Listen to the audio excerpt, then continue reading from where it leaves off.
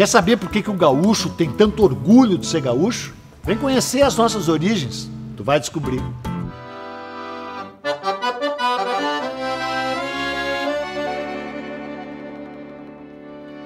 Bom, todo mundo acha que sabe o que significa gaúcho, né? Só que na real, meu chapa, ninguém sabe o que o gaúcho quer dizer. Só se sabe que é uma palavra mágica, disso ninguém duvida. Porque afinal, né, ela evoca aventura, romance, luta, raça, muita raça. Recende a sangue, suor, poeira, ecoa o tropel dos cavalos, o retinir dos metais, o brado dos bravos. Tem uma pegada épica, grandiloquente. Tanto é que é uma palavra que parece que são muitas, né? E por isso ela nos arrasta para um turbilhão de imagens cambiantes e origens indeterminadas. De onde surgiu o gaúcho? Ninguém sabe ao certo. Quando nasceu o gaúcho? A resposta também não é conclusiva. Que o gaúcho é um índio velho, disso ninguém duvida. Mas é charrua? É minuano? É araucano? Ou será que o gaúcho é andaluz? Ou então o gaúcho é beduíno?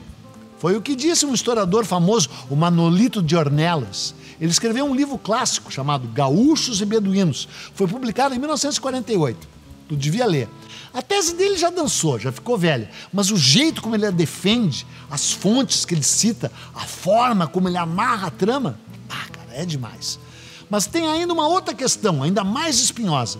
O gaúcho é mais castelhano ou é mais lusitano? É espanhol ou é português? É nativo ou é forasteiro? Impossível responder com certeza. Sabe por quê? Porque todas essas opções aí são mais ou menos verdadeiras, cara. Porque o gaúcho é fruto de uma mistura. O gaúcho é mestiço, o gaúcho é múltiplo, o gaúcho é muitos. Porque ele foi forjado na fronteira, mesclando elementos de várias nações indígenas. Os charruas, os minuanos, os iaros, os mebones e até os guaranis missioneiros. Misturado tudo isso com a complexa tradição luso-castelhana, que por sua vez era repleta de influência moura, de árabe, né? Por isso dá para dizer, sem exageros, o gaúcho é um mundo em si. Mas afinal, o que quer dizer a palavra gaúcho? Que é um conselho, cara. Fica longe desse cipoal de polêmicas aí. Ninguém sabe ao certo. Mas uma das teses mais legais surgiu em 1946. Foi proposta pelo historiador gaúcho Aurélio Porto. Ele disse que a palavra é uma mistura de guaú, do guarani, que quer dizer cantar triste, com che, que é um termo da língua quechua, que quer dizer homem. Tipo assim, Che Guevara, sabe como é? Vai daí que gaúcho, então, queria dizer homem que canta triste. Cara, uma definição linda, né? Linda e poética. Só que estava errado. Já está provado que não é isso. A tese mais próxima do real parece ser aquela que indica a transformação do termo araucano uguachu em guacho, que acabou virando gaúcho. Lembrando que em espanhol quer dizer gaúcho, né? Mas o que uguachu, no fim das contas, quer dizer? Quer dizer o filho de mãe indígena com um forasteiro, ou seja, um mestiço, uma mistura de sangue. E o gaúcho é isso aí mesmo, um nativo e um forasteiro ao mesmo tempo. Dá para dizer sem medo de errar que os gaúchos são como uma sombra numa correnteza de grama, deslizando na planície sem cercas nem porteiras. E essa imagem é ao mesmo tempo real e fictícia, porque como eu vou te mostrar, lá no fim das contas, ser gaúcho é um estado de espírito. Boa essa, né? E tem uma outra, poderosa também. Ser gaúcho é um destino. E sabe quem falou isso? O grande, o inigualável Jorge Luis Borges, o maior escritor argentino. E o destino do gaúcho, ele mesmo que forjou. Forjou com o seu sangue, o nosso sangue. E o sangue dos adversários também. Só que muitas vezes esses adversários eram outros gaúchos. E o gaúcho forjou o seu destino na própria carne, no próprio couro. E no couro e na carne do gado também. O gaúcho se apropriou e transmutou muitos costumes indígenas, principalmente costumes dos charruas e dos minuanos. O xiripá, o chimarrão, o churrasco, o fogo de chão, a bolhadeira, o poncho, o jeito de montar. Tudo isso é coisa de índio velho. Mas o gaúcho também teve que inventar uma própria ética para o trabalho. Sempre que possível, o gaúcho vivia solito no pampa, né? Quando precisava de alguma coisa, ele prestava serviços gerais, a lida com gado, atividades campeiras, em troca de um poncho, de um trago, de um punhado de sal ou de pólvora. Feito o carreto, o gaúcho voltava a pôr o pé no estribo e o pé na estrada, mesmo que com isso vivesse sempre com o pé na cova, né? Sempre correndo o risco e nem sempre seguindo à risca as regras da civilização. Ainda assim, ou talvez por isso mesmo, o escritor argentino Adolfo Bioy Casares, amigão do Borges, escreveu: "O gaúcho é dono de tudo que vê." Cara, por um bom tempo foi assim mesmo, por dois motivos. Primeiro, porque o Pampa era uma terra de ninguém. Aquelas vastas coxilhas onduladas, sem dono e sem cerca, recobertas de grama, coalhadas de gado solto, o gado chimarrão, com os arroios murmurando em cima dos lajeados, tudo aquilo era um território livre. E depois, porque tudo que não tinha, o gaúcho simplesmente pegava. Sim, porque de início os gaúchos eram senhores de si mesmos. Guascas perambulando, sem lei nem rei, vagamundos ou bagamundos, como então se dizia, sempre vagando, à deriva naquele mar de grama, vivendo dentro de suas camisas, debaixo de seus chapéus e em cima de seus cavalos. Mas acontece que a terra de ninguém também era a terra do muito, como escreveu um soldado português em 1737. "Com toda a verdade vos digo", escreveu o oficial André Coutinho para o governador Gomes de Freire, "aqui nessa terra há muita carne, muita courama, muita madeira, muito bálsamo. No verão, muita calma, muita mosca, muita mutuca. No inverno, muita chuva, muito frio, muito barro, muito pântano.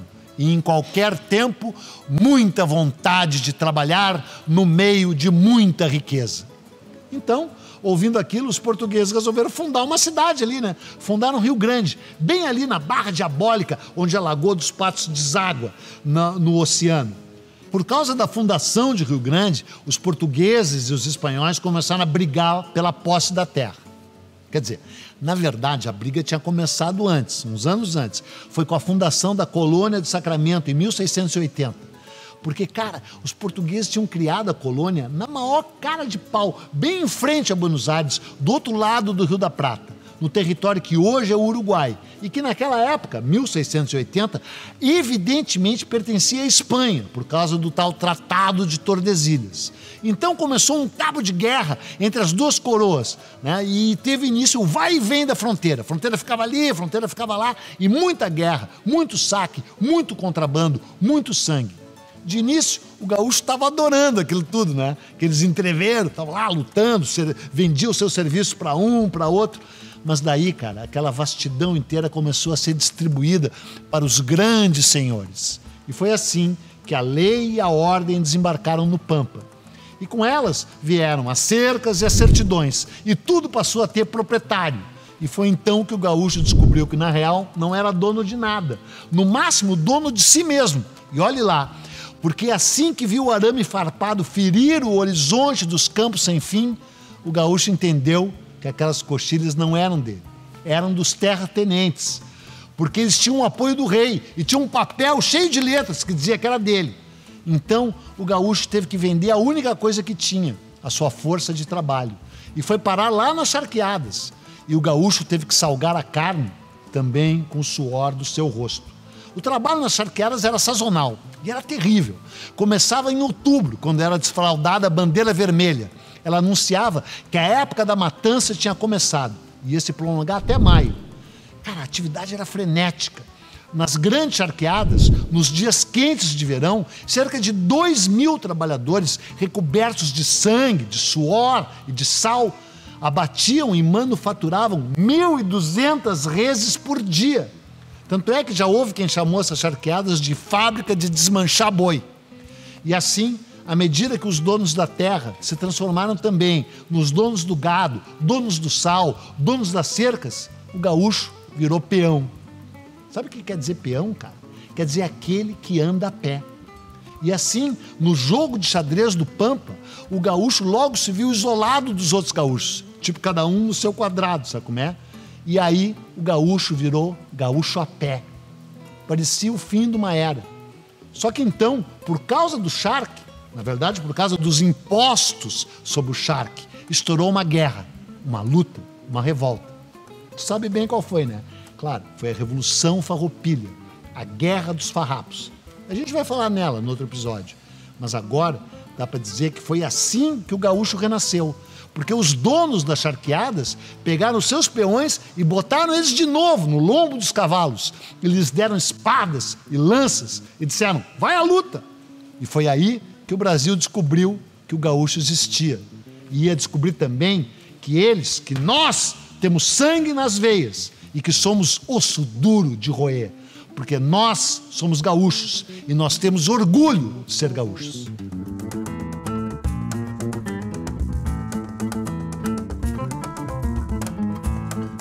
Quer saber por que o gaúcho tem tanto orgulho de ser gaúcho?